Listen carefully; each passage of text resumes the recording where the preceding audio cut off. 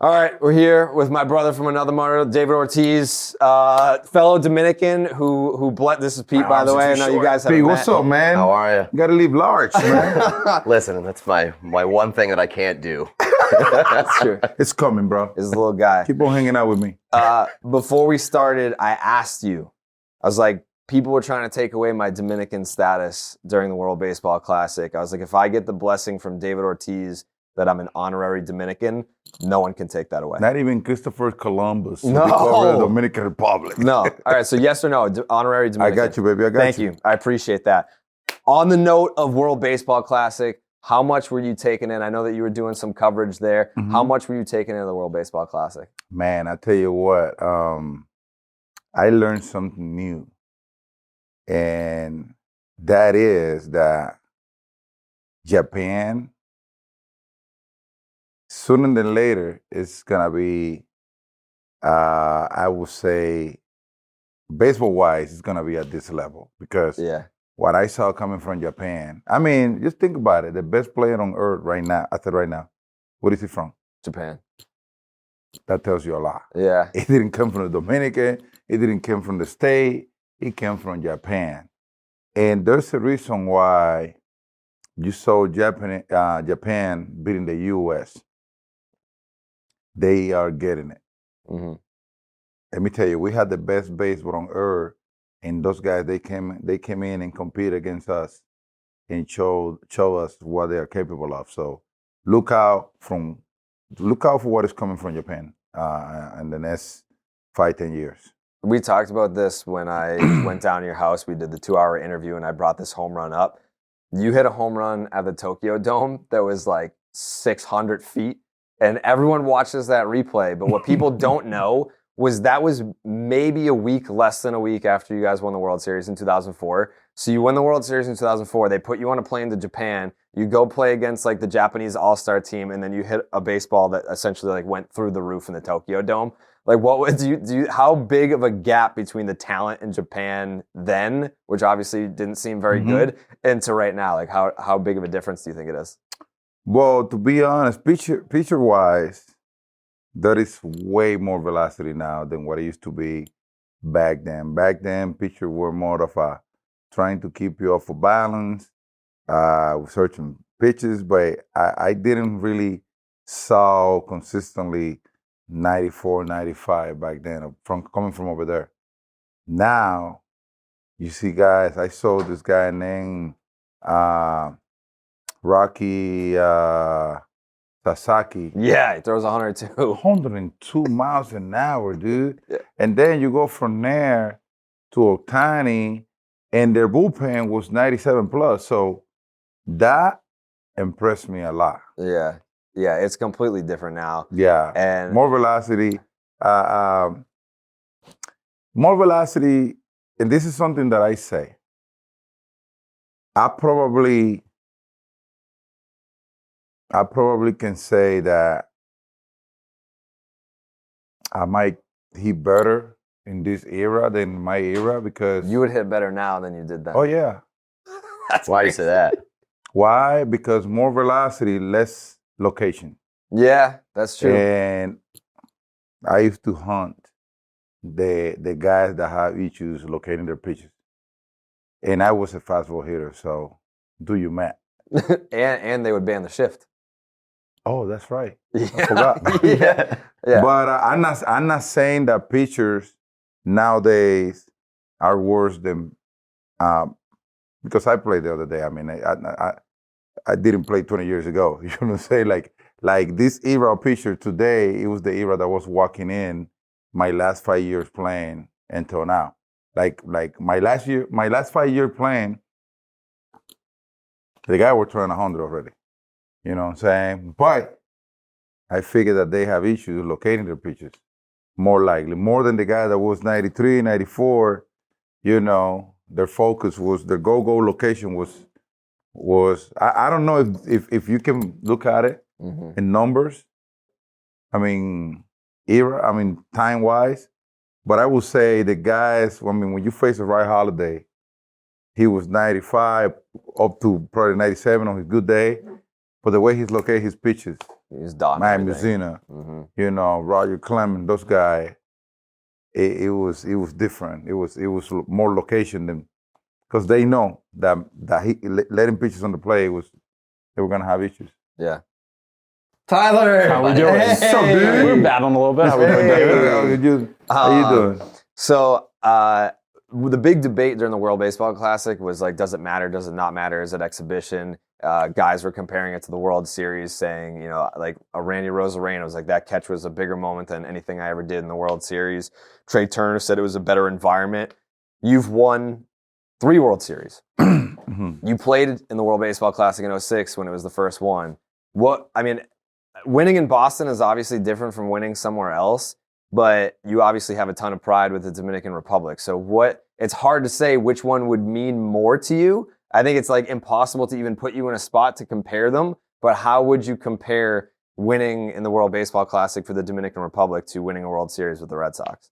You're always looking for winning, you know, and to be honest with you, there's no difference in winning for your country. For me, there's no difference between winning for your country than winning for New England. New England was like my second home compared to my first home. Like, they're both home for me. Mm-hmm. You know what I'm saying? New England, give me a career. Dominican, give me who I am. You know what I'm saying? I mean, I didn't went through New England and bye-bye, see you. I did a career there. I make a living there. You guys means a lot to me. You guys made me better. And then my country also. So I will say this. The WBC, you get the best out of everybody. Everybody is trying to do, everybody has a purpose. You know, saying that when you play in the World Series. I will compare the WBC to the World Series, not to the regular season, not even to the semifinal. I would say World Series. Mm-hmm. That's the feeling that embrace you during the WBC. Yeah, It's at that sounds level. like it matters. If I'm MLB, I would do that. Every year, you said. Not every year, All right, we're because walking it back. it's a little challenging. Yeah, every 2 years. Every 2 years. Every is 2 good. years. Every 2 years. It's because this year, the WBC sent a huge message. Baseball is in good hands, you know, Yeah. and the talent coming from everywhere, it's nasty. But like, so for the MLB World Series comparison to the World Baseball Classic, I think one of your loudest bat flip in your entire career was against Cuba in 2006. And like, I just found the clip this year. Like, ever since it happened, I've been looking for that clip ever since. You just like helicoptered a bat flip. Someone said something to you. I don't know if it was the catcher. Somebody pissed you off. What was the story? Because you're not, like, you'll pimp a homer, but like you wanted like the whole world to know that you pimped a homer off this dude. I don't know, man. It was something like in Latin America, the game is different. We don't take the game as personal as we take it here. Down there, it's more of a. Let me show you what I got Showmanship. during those 9 innings. Here is. I tell you what, my era playing the big league was basically the one era that basically opened the door for everything that is going on nowadays. That's fair. You know, now a bat flea is fun to watch. In my day, a bat flea was like, what the hell is he doing? All right. You know what I'm saying? No, bro, I'm telling you, if you strike me out, you can dance and do whatever you want. That will make me better. Yeah. Because I don't want you dancing all night on my ass. You know what I'm saying? Right. So I will try to figure it out. You know what I'm saying? But when I first got to the big league, if you do something funny, next thing you know, you got a ball coming at your head because it was disrespectful and whatever. You know what I'm saying? Yeah. And but people want to see what is going on nowadays. When I see a guy do a bat flip or somebody going crazy in the mouth because strike your ass out, That's I want to see that again. Right. You know what I'm saying? That's the challenge. That's the challenging part of the game. I know some old timers, some old timers, they think it's disrespectful. Yeah. You know, I'm gonna be an old timer too, and I don't care. Yeah. Everybody's different. One of the things that I wanted to know is, obviously you had an unbelievable career here, and now you're like essentially a god, even when you come back. Was there any point during your career where you like felt the shift between just being a star around here and then being like, oh shit, like I am the dude? No, you know, in baseball, the one thing about baseball is that you can never take anything for granted. You know what you are capable of. At some point, it was very challenging to me because emotions, you know, they take you to do things. People have no idea how we feel when we get things done at the right time. We are human, just like everybody else. Just because we have the ability to hit a baseball, which is almost impossible. I'm not gonna doubt that. It's almost impossible to hit a baseball. It's like trying to hit a Ball cap a with flash. boosted. Yeah. That's exactly how it is. Flash, boom, hit it. You know. But we practice that. God gave us. We I would say baseball player. We born with a God-given talent, and then we practice it over and over and over to be able to be consistent at it. But nobody that doesn't like baseball, all of a sudden, boom. Unless you are JD Drew. Yeah. That dude was wrestling alligators. JD Drew have the most incredible talent, but he only used it The when he reluctant wanted to. You baseball know what star. I'm saying? Yeah. Like, Yeah. I love JD Drew. You know, I'm just messing with him. But anyway, once you know that you got the talent to play baseball, bro, and you work on it and you finally figure it out, the excitement coming out of it is another type of level. And I would not compare baseball player to any other sport because, for example, when you are a 240-pound guy that you can run at 40 miles an hour and nobody can stop you, I would say anybody can train to get there. You know what I mean? When you are 6'8" and you are fast as shit and you are cut off, a lot of people can train to that. Train to hit a baseball. See what happens. See how lucky you get. I've tried. It's hard. You know what I'm saying? So what I'm trying to say, I mean, I'm not discriminating any other sport, but what I'm trying to tell you, when we finally figured it out and we, you know, and God give you the talent to be able to come through, like I'm gonna tell you, I sit down to watch baseball game right now, and I get, I will tell you this: when I sit down to watch baseball, a baseball game, any baseball game, you know those moments always shows up where you are expecting somebody to come through, and when you don't see that, like you get excited expecting, and when you don't see it, you're like, oh shit, you know, okay, the next guy, oh shit, the next guy. God damn, we lost. You know, that is something that you see it a lot. And you probably got seen the best hitter on the team. You're watching the best hitter on the team, but the thing is that it's hard to accomplish that. So what I'm trying to say is when you get to be able to accomplish that, a lot of excitement comes out because it's hard to do, you know. So I remember the athlete that you talk about, this guy, in Latin America, we played the game. Can you say bad words here? Oh, yeah. It's a fuck you against fuck you. Mm-hmm. You know what I'm saying? That's the way we play. Yeah. That's why you see Latin players doing some crazy shit. You know, That's what it should be. it's because of the challenge that we grow up into it. You're not trying to embarrass anybody when you do it playing here. It's just your nature.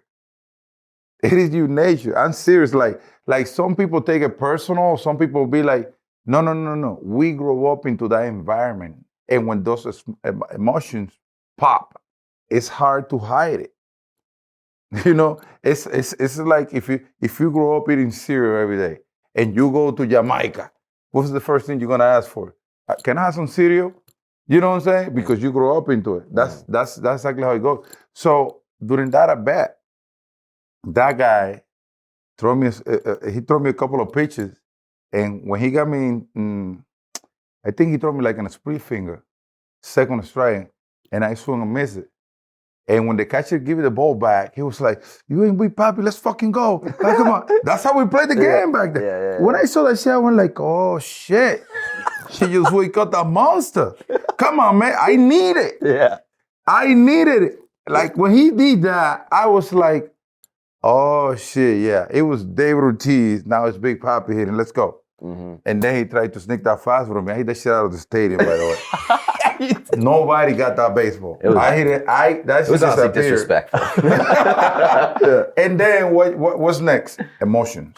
Mm-hmm. And he was lucky that I just flipped my bat. I want to get naked and run the bases naked. What's the biggest like one-on-one that you remember that you were like, I want the better of this dude more than anything? Listen, to be honest with you, I got the best out of everybody every night because they know how good I was. Listen, you better make a good pitch. I mean, when I was locked in, if you make a mistake, I would hurt you. That's how it was. But is there anybody that you were like, I need to get the better of them in this one at bat? Like that you can remember on your career? Oh, like I say, everybody know, and you can ask any pitcher in the big league. Like I wasn't, how can I tell you this? No disrespect against nobody. Every pitcher give you a hard time. Because listen, when you have good numbers against a pitcher, it's that you got 3 hits and he got you out 7 times. You know what I'm saying? So they are good also. They are like, they know what they're doing. You know what I'm saying? But it was those guys out there that they either know that they don't have the stuff to get you out or you were locked in. Because the same guy you facing and all of a sudden you're 0 for 10 against them. That's how basically go back and forth. But the one thing that I can tell you, you have to work your way out to be consistent all year round. And it's not like you're gonna get 3 hits all year round, but consistent is like, okay, I went 0 for 30, but all of a sudden I went 15 for 15. And that kind of give you a balance, you know what I'm saying? Now you go back to hit 300. You know what I'm saying? But the one thing that worries me about the game nowadays is that everybody's just thinking about hitting for power because that's what that's what gets you paid. So sometimes the fun part of the game, the blooper, the line drive, opposite field, they move the runner over, the fly ball, facing a nasty guy, those type of things sometimes because the guys are not worried as much about hitting contact, making contact with the ball. Nowadays, it kind of like reduce a little bit the excitement about watching good batters. So one of our favorite bits on the podcast is what World Series means the most to you. I'm 24 years old. I didn't experience 2004. He thinks 07 is the best one. I'm not saying it's the best one, but what does 07 mean to you? You brought up JD Drew earlier, and I was so excited just to hear his name. Does it, as Jared says, does it not matter, or does that hold a special place in your heart? It matters. It's just 4th. That's all. Be honest. You can call him an old bastard. Every World Series have a different meaning, and also a special meaning for everybody. You know, if I'm your guy, I just be glad of knowing that during you guys' decade, 4 World Series has been accomplished because every single one of you have parents that never saw a World Series. Never. Like when I first got here and I find out that New England haven't won a World Series in 86 years, I got worried. I'm not gonna lie to you. I got worried. We're like 86 years. God damn, you guys suck. I don't want to be part of that shit. No, I'm just kidding, man. But 86 years is a long time. Yeah. You know what I'm saying? I mean, I came here from a sucking ass team, the Minnesota Twins. They didn't take them 86 years to win one. Yeah, that's true. They won on 80 something. And I'm gonna tell you what, man. I mean, I don't remember the longest I was there having a season, at least a 500 season, like a 500% winning season. I don't remember. I can be wrong, but I gotta look through it. But it was a beating after beating after beating. You don't see the light when you are losing as much. You know what I'm saying? So you come here, and then the first thing that hits you going through the parking lot in the spring training is like, hey, buddy, we haven't won in 86 years, so good luck. Step it up. Yeah, good luck. You know, but I saw the passion coming from the team, coming from the city, the passion was there. Because that's one of the things that will not keep you away from winning for a long time. Mm-hmm. The passion coming from the fans need to know this.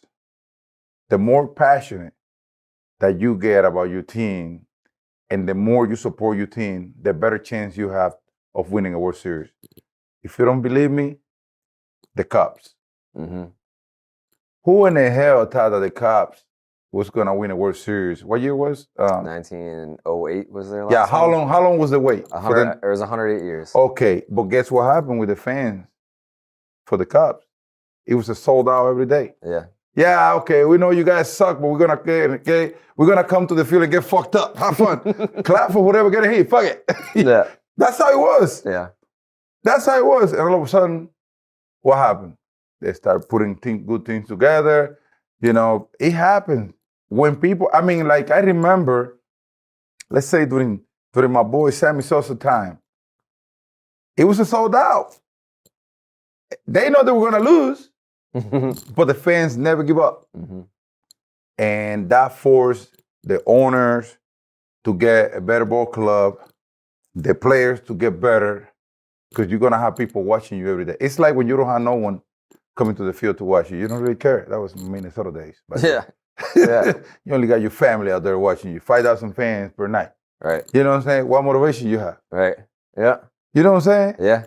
So this is all right. Really quick, because you have dinner reservations. We got to get you out of here. Somebody give you the way. Yeah. So the Red Sox basically like made you earn it every step of the way. It was 1-year deal, 2-year deals, whatever. So how much pride did you feel for Rafael Devers when it was like he finally got paid, like a fellow countryman Dominican, like the Red Sox actually paid someone? Like, did you feel a sense of pride through like what your experience was with the team and seeing Rafi get paid?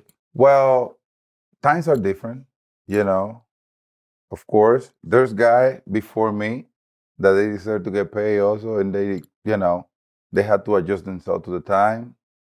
You know, I have to do the same thing, but times are different now. You know what I'm saying? Every team have a guy making over $300 million. You know, you would say, damn, $330 million? Why we never paid that to Ted Williams? Yeah. Yeah. The time was different back then. You know what I'm saying? So what that tells you is we're moving forward the way it's supposed to be, adjusting to the time.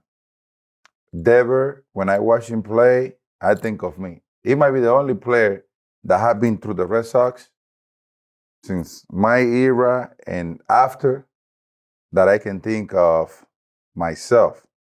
And the reason is he don't waste no at bat. To go to the play with the mentality of hurting you. Mm-hmm. And I love that attitude. Like you never, like I'm pretty sure pitchers, they don't know when they can, pitchers, their mentality, the baseball game, you need to have that one type of mentality that there is no failure. Like I cannot go to the plate thinking that the guy that is in the mound have any type of chances to get me out.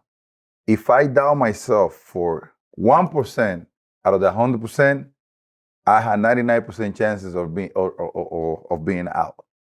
So, like when you are walking from the on deck to the plate, my mentality was, this guy got no chance against me. He got no chance. Mm-hmm. If you doubt yourself for 1 second, I swear to God, I don't know what is the mystery about baseball. There's something in baseball named baseball God that basically dictate the things that you put in your mind. It's deeper than what people think it is. When I used to go, I had my days. I was hitting the ball right in the face, and the ball was landing nowhere but in someone's glove. You start doubting about yourself. When you look at the board and you are off for 30, off for 30 is like 6 games out of 162. Like, you can be off for 30 like this. But the funny thing is that a guy like me, when I'm off for 15, it's in the front page in the newspaper. Mm-hmm. So if you don't want to look at it, it's right there. Yeah. You turn on ESPN, oh, Big Papi, off for 15. Mm-hmm. It's more pressure than what people think it is. And you have to deal with. You know what I'm saying? So when I see Dever, I think when I see the way he walked from the on deck to the plate, when I see the way he take his time, the way he approach pitchers, I swear to God, it made me think of myself, more likely. I love that. It's fearless. So I think the Red Sox did really good on paying him, because I don't think through this organization, and I'm talking about